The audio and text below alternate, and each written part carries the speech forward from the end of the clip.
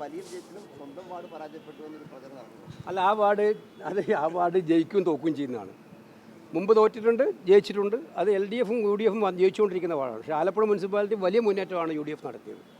മനസ്സിലായല്ലോ? Okay.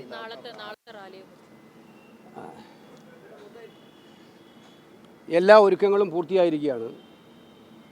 December 14 Ramlila മൈതാനം കാണുന്നത് ഏറ്റവും മികച്ച വോട്ട് ചോരിക്കെതിരായിട്ടുള്ള ഏറ്റവും ശക്തമായിട്ടുള്ള പ്രചരണ വേദിയായിരിക്കും. 5 കോടി ഒപ്പുകൾ ഞങ്ങൾ ശേഖരിച്ചിട്ടുണ്ട് ഇന്ത്യയിലൊട്ടാകെ ജനങ്ങളിൽ നിന്നും vote ചോരിക്കെതിരായിട്ട്.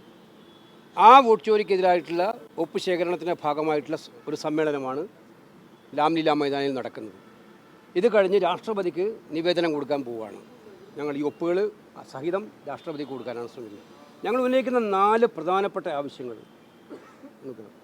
Machine reader voters list കൊടുക്കണം. എന്താണ് കുഴപ്പം? രാഹുൽ ഗാന്ധി ഉന്നയിച്ചതാണ്. 2 CCTV footage. നിങ്ങൾ മനസ്സിലാക്കിയോ? അമിത്ഷാ കഴിഞ്ഞ ദിവസം മറുപടി പറഞ്ഞ് കോടതിയിൽ പോയാൽ കിട്ടില്ല എന്നാണ്. പഞ്ചാബ് ഹരിയാന കോടതിയാണ് പറഞ്ഞത് കൊടുക്കാൻ.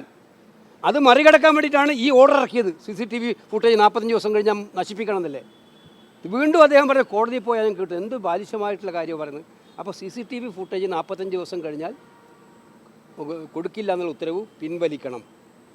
അതുപോലെ തന്നെ ഇലക്ഷൻ കമ്മീഷനുകൾ കൊടുത്ത ഈ ഇമ്മ്യൂണിറ്റി ഒഴിവാക്കണം.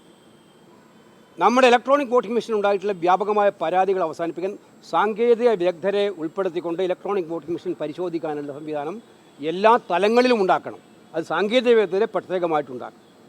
അവരെ കാണിച്ചുകൊണ്ട് അതുണ്ടാക്കണം. ഈ ആവശ്യങ്ങൾ ഉന്നയിച്ചുകൊണ്ടാണ്, അത് ഞങ്ങൾ ലോക്സഭയിലും ആവശ്യപ്പെട്ടു, ഈ ആവശ്യങ്ങൾ ഉന്നയിച്ചുകൊണ്ടാണ് റാലി. ഇത് ഞങ്ങൾ ശക്തമായിട്ട് മുന്നോട്ട് കൊണ്ടുപോകും.